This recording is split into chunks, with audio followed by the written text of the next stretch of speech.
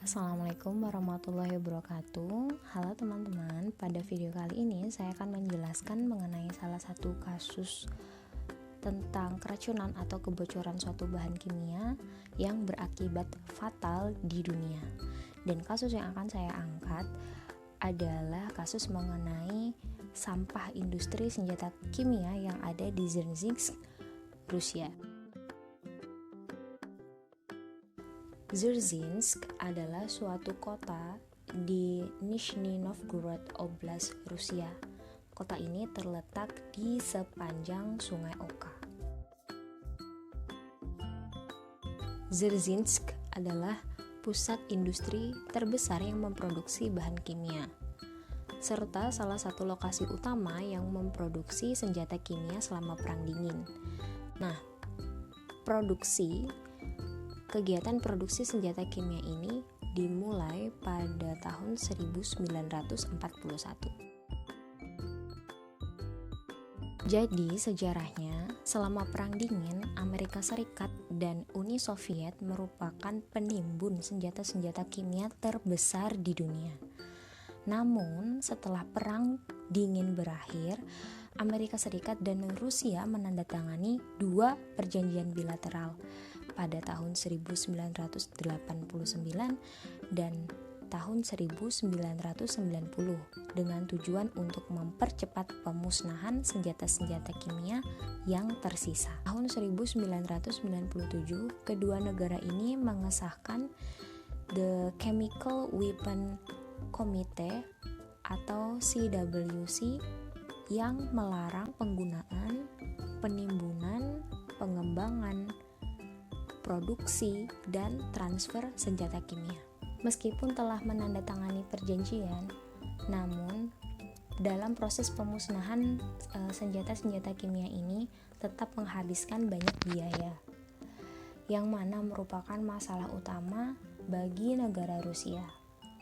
Banyak cara yang telah dilakukan oleh negara Rusia dalam rangka memusnahkan bahan-bahan kimia ini.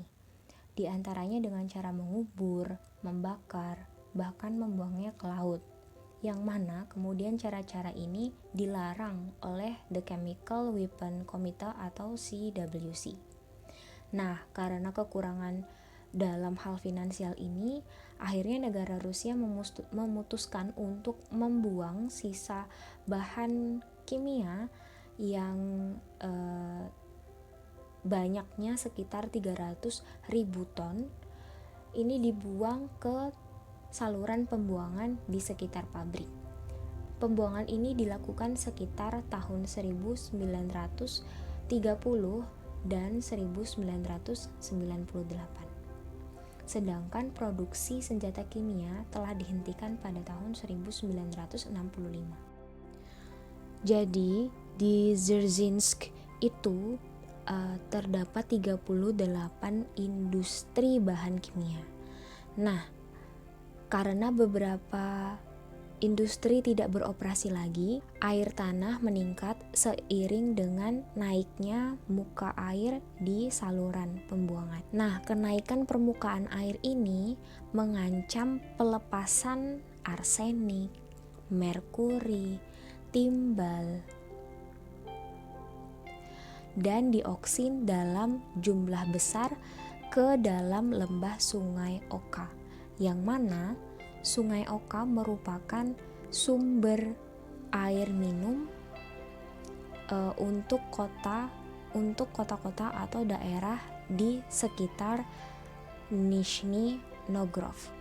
Bukan hanya itu, persediaan air minum di Nizhny Novgorod dan desa-desa di sekitarnya seperti Gavrilovka dan Praya sangat terkontaminasi.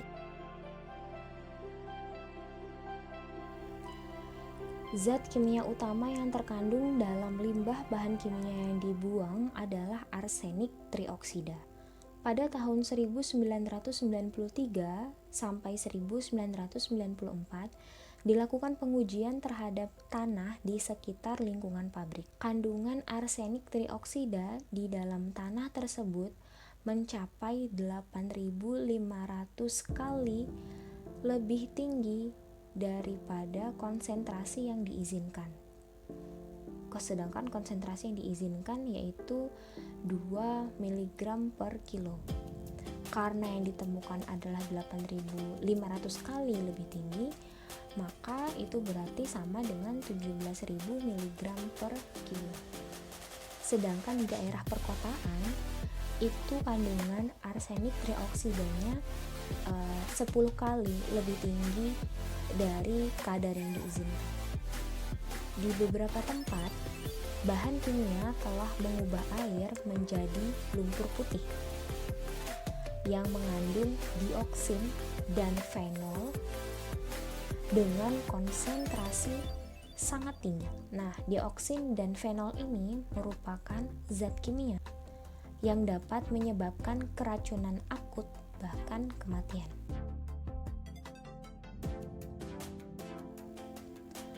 Akibat pembuangan bahan kimia tersebut, sekitar 300.000 orang berpotensi terkena dampak. Menurut BBC tahun 2003, kelompok usia muda lah yang paling rentan terkena dampak. Karena pada masa itu pekerja-pekerja di industri bahan kimia mayoritas adalah penduduk yang berusia muda. Pada tahun yang sama, yaitu pada tahun 2003, angka kematian yang dilaporkan melebihi dari angka kelahiran, yaitu sebesar 260%. Angka kematian di kota menjadi 17 kematian per 1.000 penduduk, atau dapat dikatakan bahwa ada 900 kematian ekstra tiap tahunnya. Angka harapan hidup rata-rata yang dilaporkan menjadi 42 tahun untuk laki-laki dan 47 tahun untuk perempuan. Bahkan Guinness Book of World Record menyebutkan bahwa Dzerzhinsk sebagai kota yang paling tercemar secara kimiawi di dunia. Di Ecology of the Russian State Duma juga menganggap bahwa Dzerzhinsk sebagai salah satu dari 10 kota teratas dengan kondisi ekologi yang merusak. Nah, untuk usaha penanggulangannya sendiri sebenarnya sudah mulai dilakukan pada tahun 2004, seperti membangun pengolahan air di 2 desa, di mana air atau sumber air minum di desa tersebut sangat terkontaminasi. Namun, program ini dinilai hasilnya hanya berskala kecil dibandingkan dengan upaya yang diperlukan untuk memulihkan daerah yang sangat tercemar. Saya menemukan sebuah blog perjalanan yang dimiliki oleh seorang traveler bernama Damian Rainer yang datang ke Dzerzhinsk pada tahun 2015. Blog tersebut berjudul Chemical Dump: The Toxic Waste of Dzerzhinsk. Kemudian dilengkapi dengan kalimat Russia's Toxic Paradise. Ia menyebutkan bahwa ketika ia pertama kali datang atau menginjakan kaki di Dzerzhinsk, ia telah disambut dengan bau belerang yang sangat menyengat. Dan baunya bisa lebih baik atau lebih buruk selama ia menginap 4 hari di sana. Ia juga mengunjungi Black Hole. Black Hole adalah suatu julukan dari penduduk setempat untuk salah satu tempat yang paling tercemar di Dzerzhinsk. Jadi Black Hole itu merupakan danau yang menghitam akibat pencemaran dari bahan kimia tersebut. Nah, Damian ini mengatakan bahwa ketika ia ingin berjalan ketika ia menuju ke black hole itu dari jarak 1 kilometer itu ia sudah mencium bau yang sangat menyengat. Dan bahkan ketika ia telah sampai di black hole, kemudian ia mencoba untuk berjalan di sekitar black hole dan menghirup udara di sekitar black hole, ia mengatakan dengan segera ia merasakan pusing, mual, dan perasaan tidak menyenangkan. Nah, tadi telah saya sebutkan bahwa zat pencemar utama yang terkandung dalam bahan kimia yang dibuang adalah arsenik trioksida. Jadi kita sekarang akan membedah apa sih zat arsenik trioksida itu. Arsenik trioksida atau AS2O3 merupakan bahan kimia dengan bentuk sediaan padat.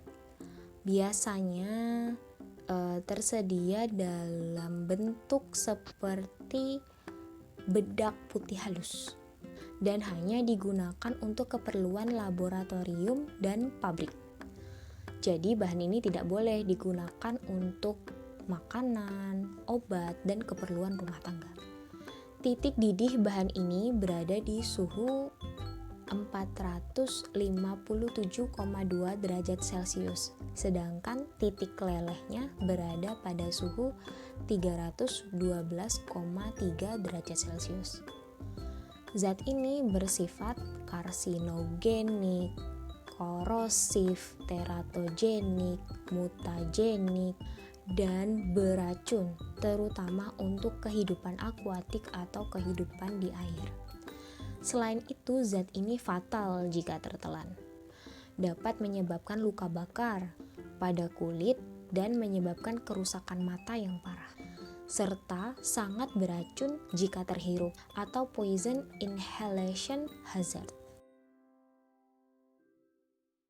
Diamond sign pada MSDS atau Material Safety Datasheet, zat ini menunjukkan bahwa pada tanda biru, yaitu untuk safety di bagian kesehatannya, di situ menunjukkan nilai 3 yang berarti bisa menyebabkan keadaan serius sementara atau cedera sisa meskipun telah dilakukan tindakan medis. Kemudian untuk sign berwarna merah artinya untuk mudah tidaknya terbakar.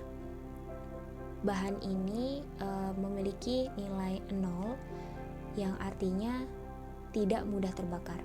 Kemudian untuk sign warna kuning itu juga bernilai 0 yang artinya bahan ini stabil bahkan dalam kondisi terpapar oleh api dan tidak reaktif dengan air. Sedangkan untuk lethal dose 50 pada tikus melalui oral itu sebanyak 14,6 mg per kilo. Dan untuk AIDS atau acute toxicity estimate melalui oral adalah 14.600 mg per kilo berat badan. Tindakan pencegahan untuk penanganan yang aman adalah dengan cara cuci tangan dan area lain yang terbuka dengan menggunakan sabun sebelum makan, minum, atau merokok, dan saat pulang kerja. Kemudian berikan ventilasi yang baik untuk mencegah terjadinya uap. Jangan menghirup debu karena bisa jadi bahan ini tercampur dalam debu yang berterbangan di ruangan. Dapatkan instruksi khusus sebelum menggunakan bahan ini. Dan jangan ditangani sampai panduan keselamatan telah dibaca dan dipahami. Untuk tindakan hygiene-nya, jangan makan, minum, atau merokok saat menggunakan bahan ini. Cuci kulit yang terpapar atau yang terbuka setelah menangani bahan ini, kemudian cuci pakaian yang terkontaminasi sebelum digunakan kembali. Untuk alat perlindungan diri yang diperlukan ketika menangani arsenik trioksida adalah yang pertama itu masker gabungan antara masker gas atau debu tipe B P3, kemudian pakaian tahan debu, kacamata pengaman, pakaian pelindung, dan sarung tangan. Nah, untuk rekomendasi cara pembuangan zat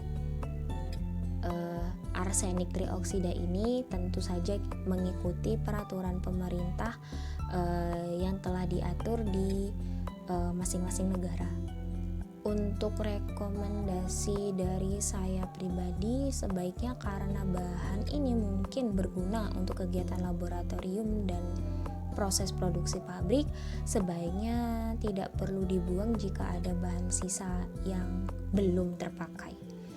Jadi lebih baik disimpan di tempat tertutup yang aman dan dijamin,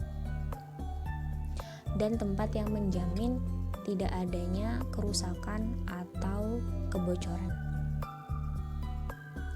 karena lebih aman daripada harus memusnahkannya. Namun tetap harus dihindari untuk tidak membuang bahan ini ke lingkungan karena bersifat toksik pada lingkungan.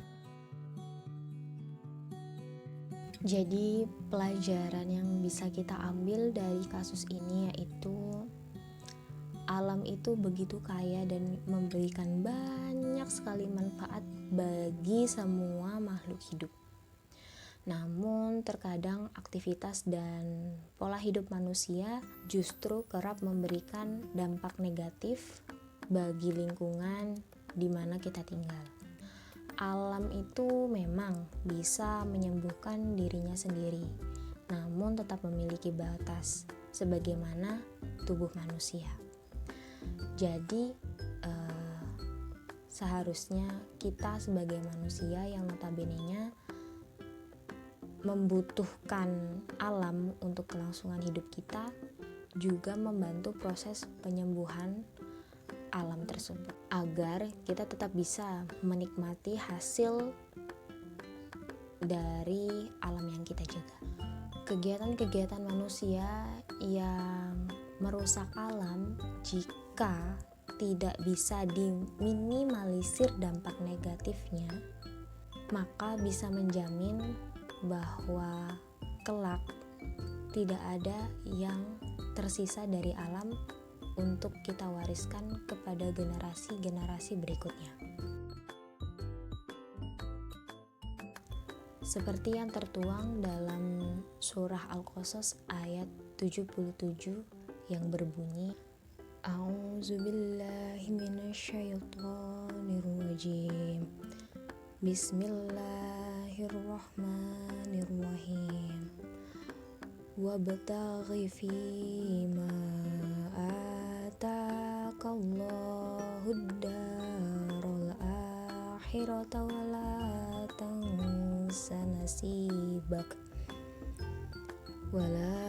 tansa nasibaka minad dunya wa ahsin kama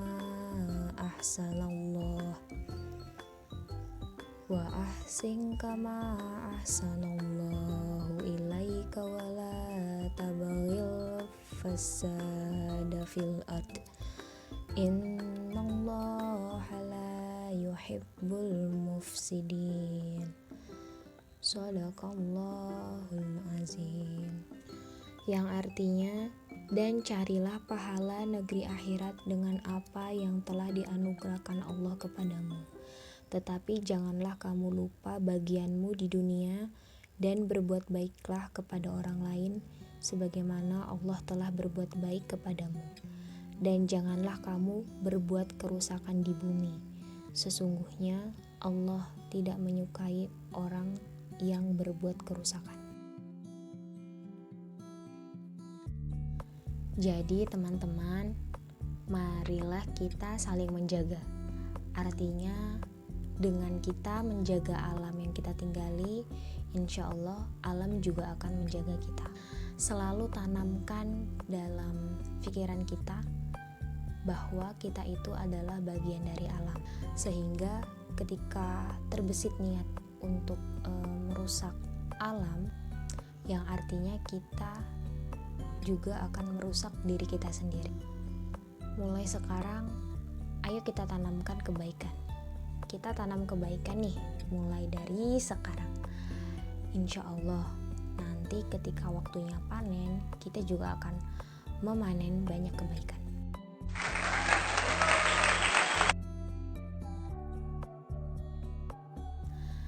Terima kasih teman-teman, semoga bermanfaat. Stay healthy, stay safe. Billahi fi sabilil haq, fastabiqul khairat. Wassalamualaikum warahmatullahi wabarakatuh.